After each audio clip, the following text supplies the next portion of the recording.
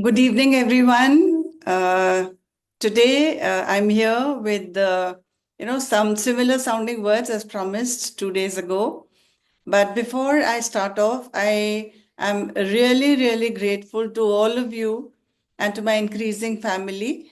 Very proudly, I want to share with you that today I got my 600th subscriber, and currently, I have 601 subscribers, which is a great milestone for me. So I want to thank each one of you for being a part of my group, my family on YouTube. Okay, so without taking more time, I know it's precious. Let's start off with the presentation, and let's see what words have I selected for today. So here is a short presentation. Yeah. So, at the onset, once again, a very formal welcome to my channel, Eloquent English Enterprise. And thank you once again for being a part of this, for this journey over the last 2 years.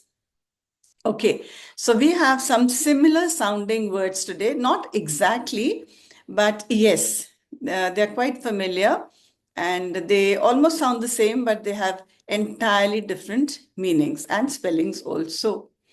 So, what are these four words? I'm going to discuss four or maybe five. So, the first one is fluorescence.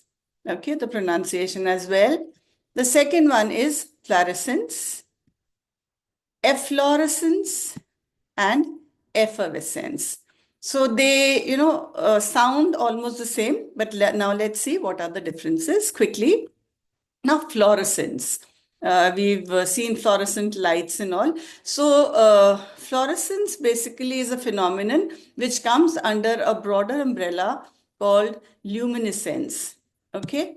Fluorescence, by large, is the emission of light by a substance that has absorbed light from another source or from electromagnetic radiation. Okay. A thing which is capable of absorbing light from another source and emitting it a little later, or maybe at the same time. Now, how does it occur? It occurs when a substance, as I just said, absorbs light of one wavelength, that is color, and emits light of a different wavelength. So here we have examples.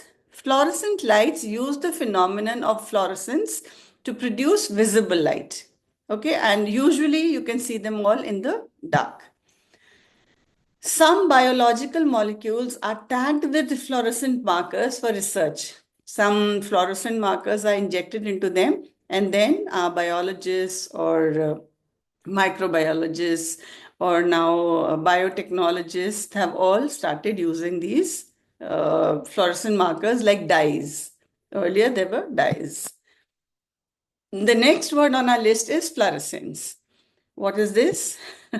This is the state or a period of flowering in a plant. Okay, it refers to the process of plants producing flowers. Now, this fluorescence is of different variety. The bio teachers would, or the botanists would be able to tell you better. But I remember from my school time, cymose fluorescence and racemose fluorescence. That is, sometimes the flowers grow single, like we see roses, and sometimes they are in a bunch, like lilies.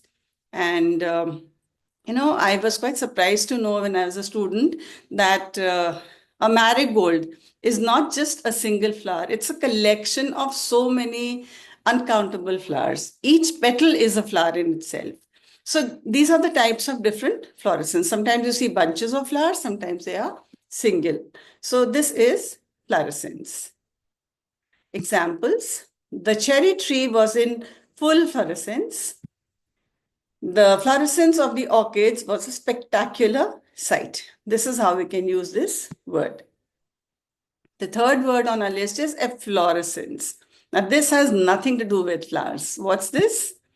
It's a crystalline deposit of salts that forms on the surface of porous materials such as brick, concrete, or stone. In Hindi, we say shora nikal raha hai, ईंटों से. You must have seen a crystalline kind of, thing coming out of walls, especially here in this part of the country in Ambala. Most of the houses have that powdery white substance which comes out of your plastered walls. They say it comes because the bricks over here have a lot of salt, which is put to make them stronger and to bake them faster. So this is a crystalline deposit of salts, which forms on the surface of porous materials like bricks, concrete, or stone. It occurs when water containing dissolved salts evaporates and the salts are left behind. I just said, usually here in Haryana, a lot of salt is put into the making of bricks. Examples: white efflorescence appeared on the brick after a period of damp weather. Efflorescence can damage the surface of concrete structures. So this is how you can use the word in different sentences. Effervescence. This is something which signifies a lot of excitement. How? This is the escape of gas from a liquid solution resulting in bubbling or fizzing. It's a very familiar sight. Open a bottle of Coke or whatever, any bottled drink, and here it's because of the carbon which has been put into it. It escapes the moment you open the lid. So this is effervescence is a phenomenon which takes place because of a gas which escapes from a liquid solution. So the fizz and all which you see, that's all effervescence. Examples: the effervescence of a carbonated drink, and it can be used metaphorically. The effervescence of the crowd after the match which India won was very noticeable. Just yesterday, we were proud winners. Yesterday or day before? Yeah, on the 9th. So the effervescence of the crowd was very noticeable. Everybody was bubbling with joy.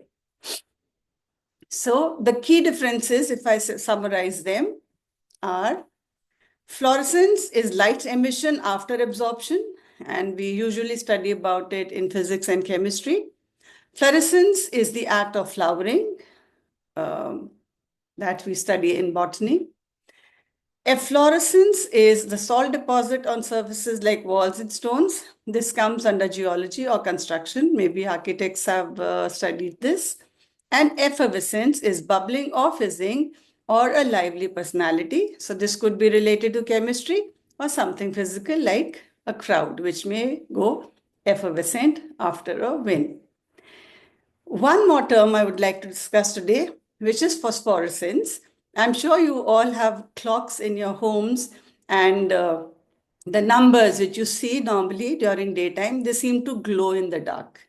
Why? Because of phosphorescence, because these numbers have been painted with a bit of phosphorus in them, and phosphorus has this ability to absorb light the whole day and emit it during night. When it's dark, it glows.